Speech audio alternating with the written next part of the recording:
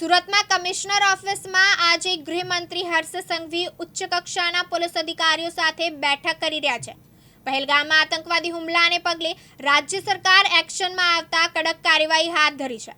પહેલગામ ઘટનાના પડઘા દેશ સહિત સમગ્ર ગુજરાતમાં જોવા મળ્યા।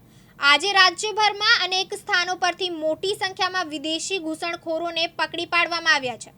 સુરતમાંથી આજે પોલીસે 100 જેટલા શંકમંદોને ડિટેન કર્યા।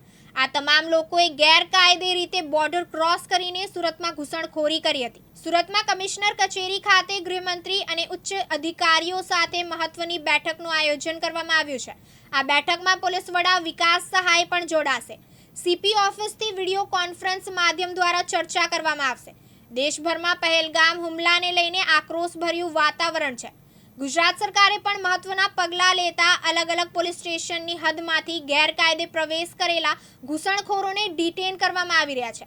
આજે અમદાવાદમાંથી 457 ગેરકાયદે રહેતા બાંગ્લાદેશીઓ ડિટેન કર્યા, જ્યારે સુરતમાંથી 100 બાંગ્લાદેશી ડિટેન કરવામાં આવ્યા। રાજ્યભરમાં ગેરકાયદે રીતે બોર્ડર ક્રોસ કરીને ઘૂસણખોરી કરી રહેલા લોકોની હકાલપટ્ટી કરવાની ઝુંબેશ હાથ ધરવામાં આવી છે।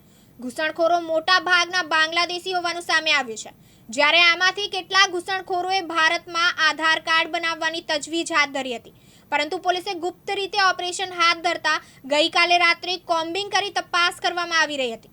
તમામનું ક્રોસ વેરિફિકેશન અને ચેકિંગ હાથ ધરતા શંકાસ્પદ તમામ ઘૂસણખોર બાંગ્લાદેશીઓને ડિટેન કરવામાં આવ્યા છે। સરકારના આદેશ બાદ બાંગ્લાદેશી ઘૂસણખોરોના ડિપોર્ટેશનના આદેશ આવશે એટલે ડિપોર્ટ કરાશે તેમ અધિકારી દ્વારા માહિતી આપવામાં આવી। યાસીન દારા, દિવ્યાંગ ન્યૂઝ, સુરત।